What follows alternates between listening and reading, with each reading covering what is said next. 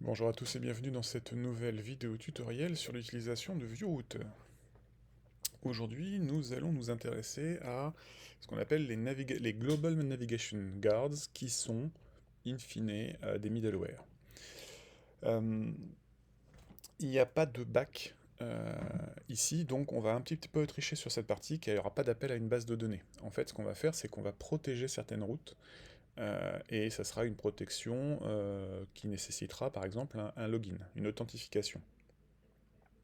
Donc comme je vous disais, on va utiliser les Global Navigation Guard qui sont des middleware traditionnels. Pour définir ce global Guard, on va d'abord pouvoir accéder à l'instance du routeur. Ce qui veut dire que on va être obligé de le variabiliser. Donc il va y avoir un petit peu d'adaptation. Donc on va dans le routeur et hop, on va le variabiliser ainsi. Donc const router est égal à new router. Et donc maintenant, on fait un export default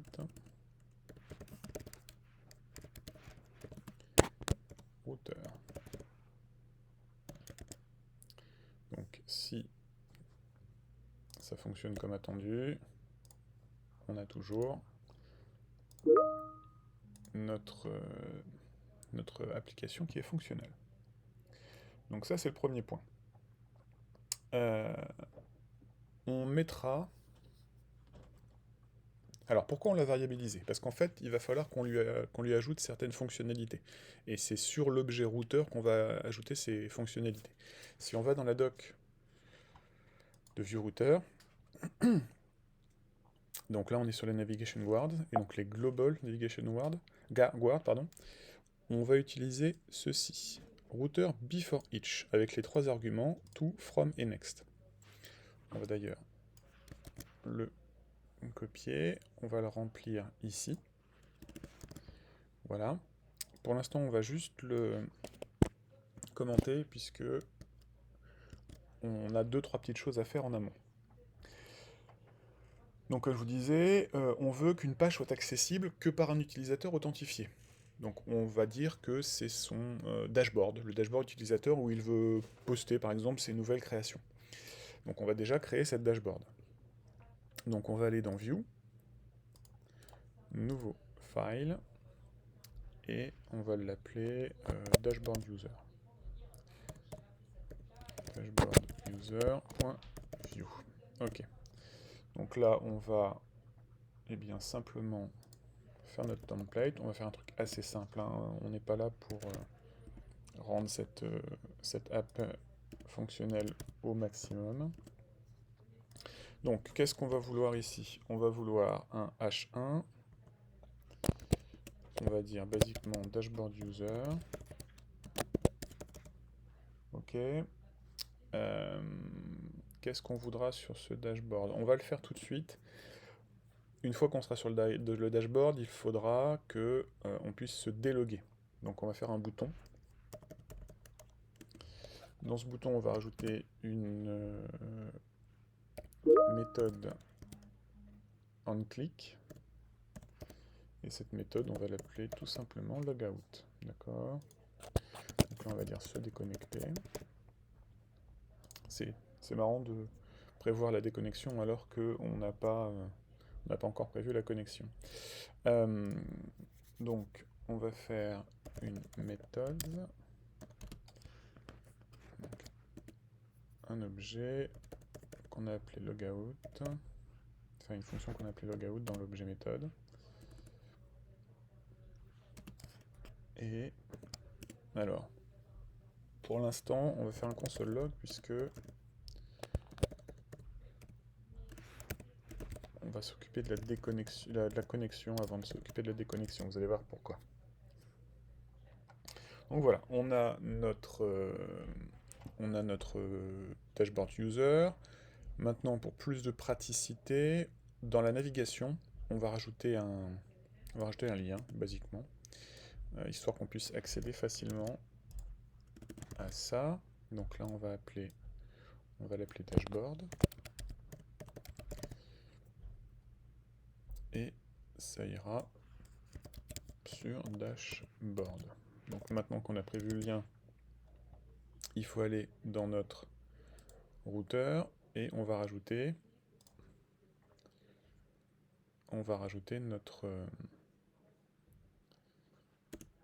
notre route. Donc surtout attention, mettez bien votre route au-dessus de votre 404 avec la 404 avec l'alias étoile, sinon vous rentrerez jamais dedans. Donc path, on a dit slash dashboard. En name, on va l'appeler dashboard user. Et on va faire un lazy component, un lazy load, pardon. On va le prendre là. Hop. Et donc, on va l'appeler dashboard user. C'est bien en view. Et dashboard user. Donc, voyons voir si ça fonctionne. On retourne sur notre application. Dashboard, paf.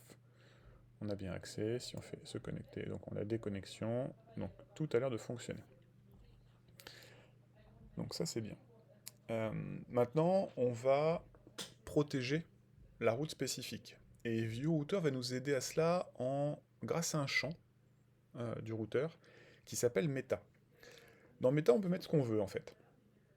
Et ça va indiquer que la route est protégée. Je vais vous montrer. Et on fera cette protection dans le before each. Donc déjà, on va rajouter les informations sur le Meta.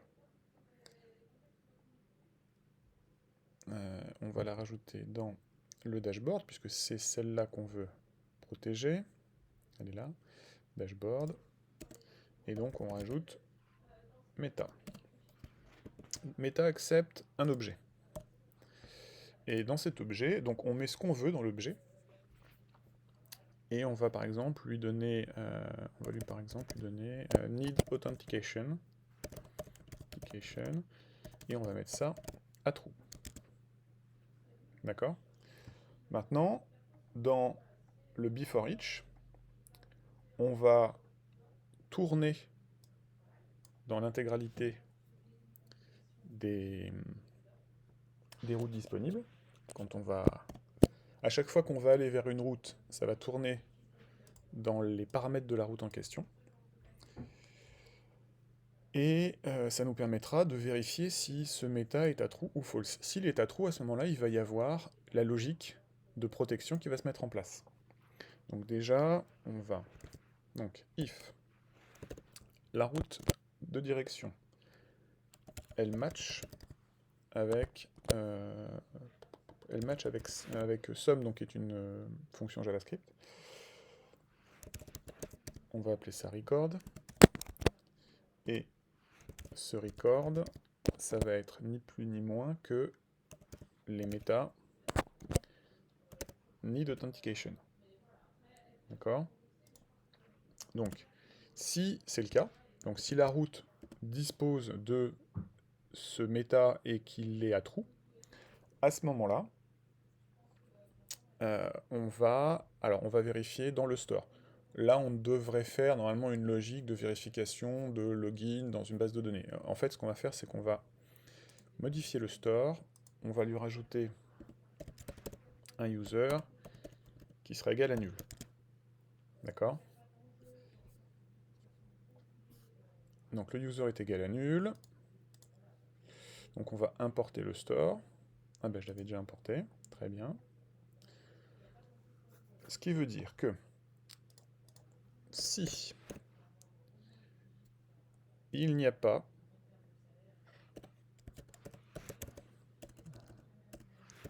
de user dans le store, à ce moment-là, qu'est-ce qu'on veut?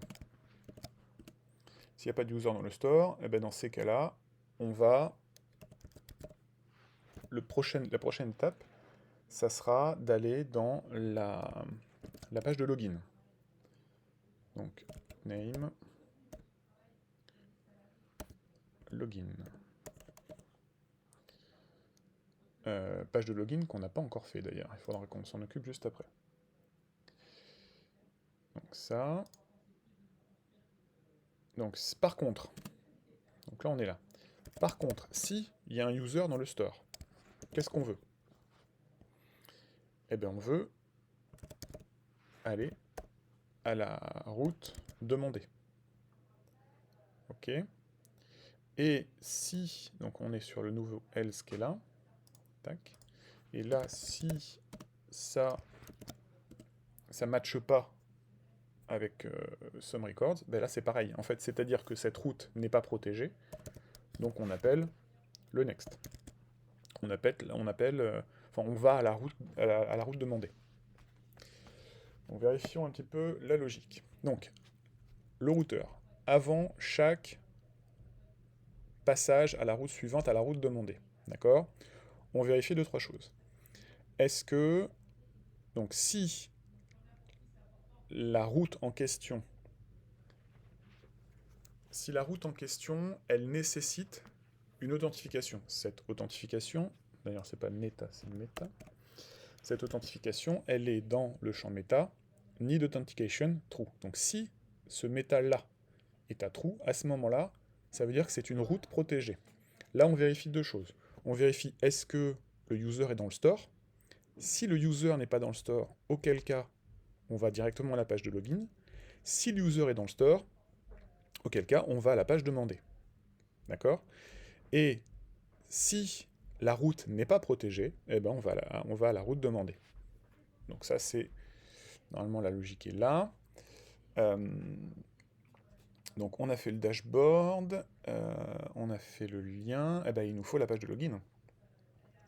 La page de login, on va simplement, donc on va la faire là, donc dans les views, new file, on va l'appeler, donc on va l'appeler login user, .view, et on va pas s'embêter, on va aller sur Bootstrap, Forms. On va prendre, eh ben, le premier est très bien, avec un email et un password.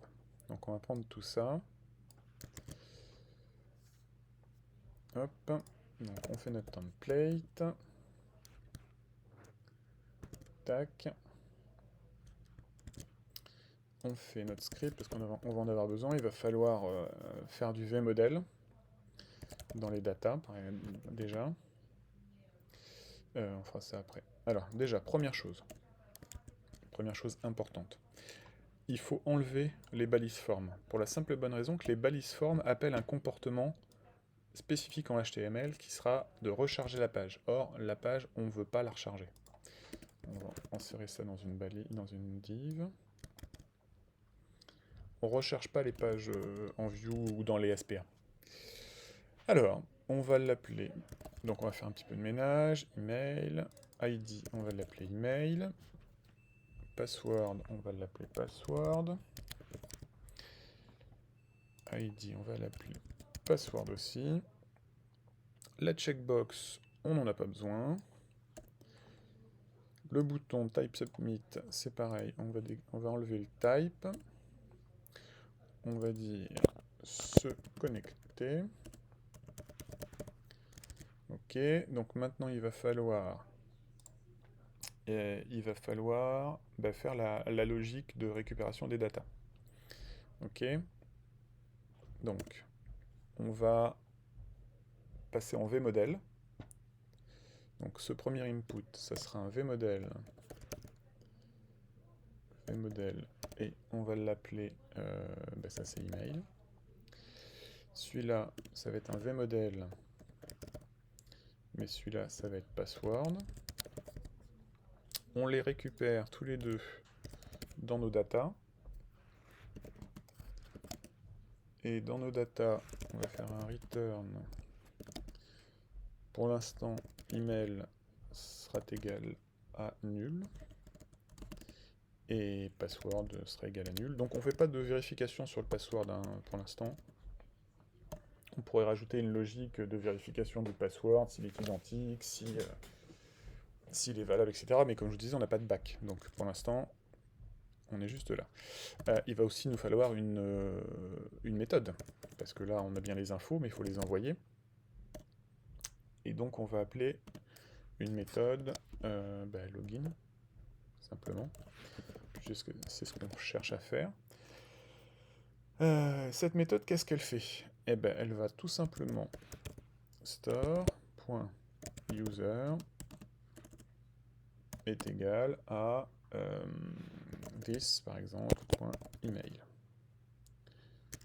Ok. Il faut importer le store, sinon ça ne marchera pas. Donc import store from store.js.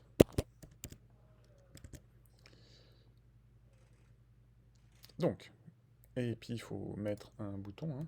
Donc onClick.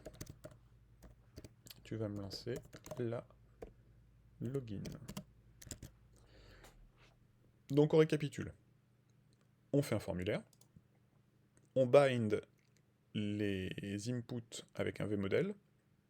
On les set à nul. Et on crée une méthode qui va permettre de loguer l'utilisateur.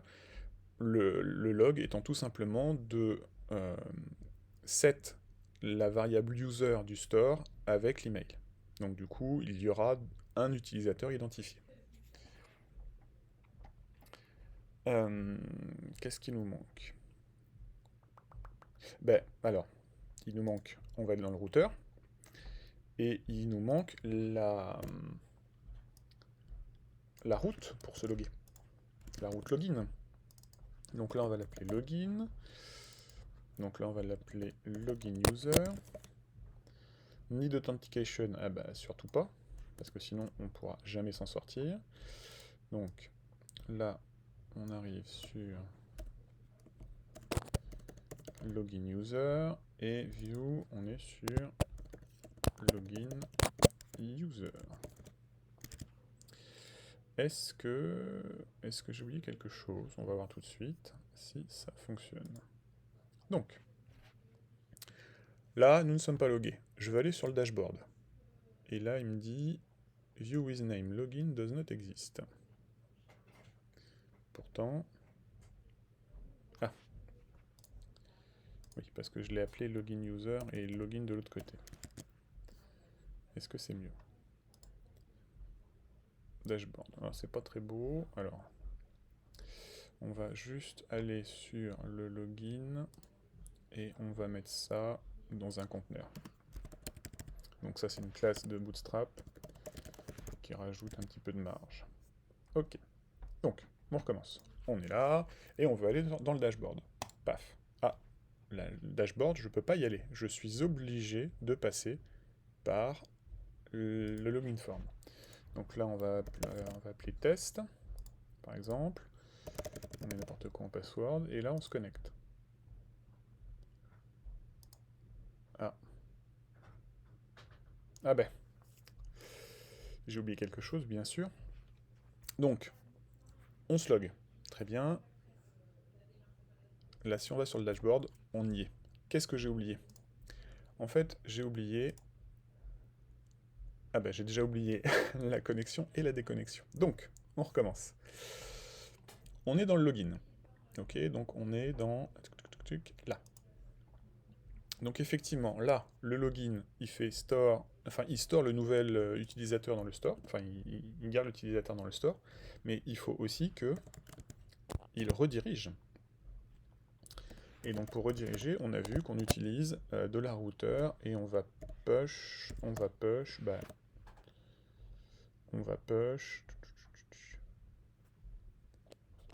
par exemple, ici. Ok, et dans la déconnexion, le logout, il va être assez simple, il va nous falloir aussi le store, import store from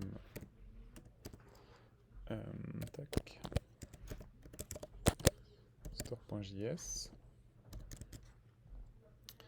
Et donc dans le logout, qu'est-ce qu'on veut faire? on veut tout simplement set à nouveau l'utilisateur à nul. Donc ça veut dire store.user, user donc, est égal à null. Et on va là aussi faire un $router. Alors un this, ça sera mieux, parce qu'il faut regarder le contexte. $router.push. On va le remettre à l'accueil. Donc, est-ce que c'est mieux? Donc on se déconnecte. Pouf, on est à l'accueil. Est-ce que je peux aller sur mon dashboard? La réponse est non. Si je fais un test et que je fais n'importe quoi, je suis rebasculé sur mon... ah oui, non, je suis bête. J'ai rebasculé sur le... Au login, j'ai rebasculé sur ça, mais c'est pas ça que je veux. Moi, c'est dashboard. Tac. Allez, un dernier test. Donc, on se déconnecte. Donc là, on veut accéder au dashboard. Ah, non, on peut pas.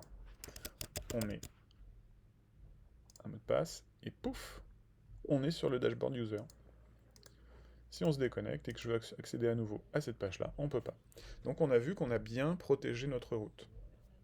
Donc on refait un petit peu le point. Comment on protège une route? On va repartir du routeur. Comment on protège une route? On va utiliser donc un Global Navigation Guard. C'est ni plus ni moins qu'un middleware qui va se mettre, donc on en a un certain nombre, hein. On a des before each, mais on a aussi des after, par exemple. Si on veut faire une computation, enfin des actions sur la requête, par exemple, après l'envoi, c'est aussi possible. En tout cas, là, avant, on fait, sur chaque route, avant, on fait un test.